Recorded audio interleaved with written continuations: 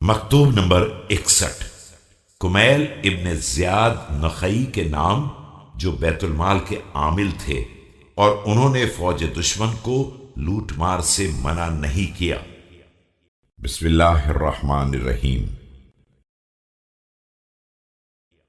اما بعد، انسان کا اس کام کو نظر انداز کر دینا جس کا ذمہ دار بنایا گیا ہے، اور اس کام میں لگ جانا جو اس کے فرائض میں شامل نہیں ہے، ایک واضح کمزوری اور تباہ کن فکر ہے۔ اور دیکھو، تمہارا اہل قرقیسیہ پر حملہ کر دینا اور خود اپنی سرحدوں کو معطل چھوڑ دینا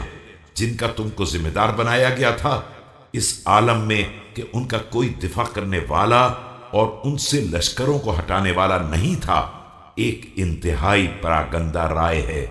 اور اس طرح تم دوستوں پر حملہ کرنے والے دشمنوں کے لیے ایک وسیلہ بن گئے، جہاں نہ تمہارے کاندھے مضبوط تھے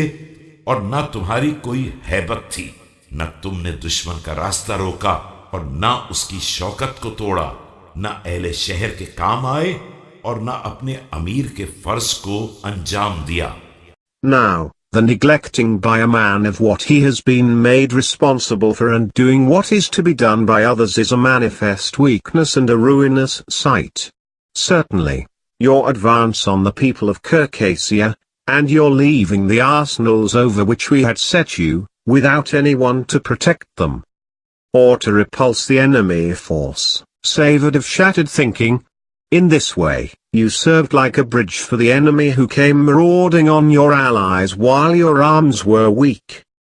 You had no awe around you, you could not prevent the enemy from advancing, you could not break his might, you could not defend the people of your area, and you could not discharge functions on behalf of your imam.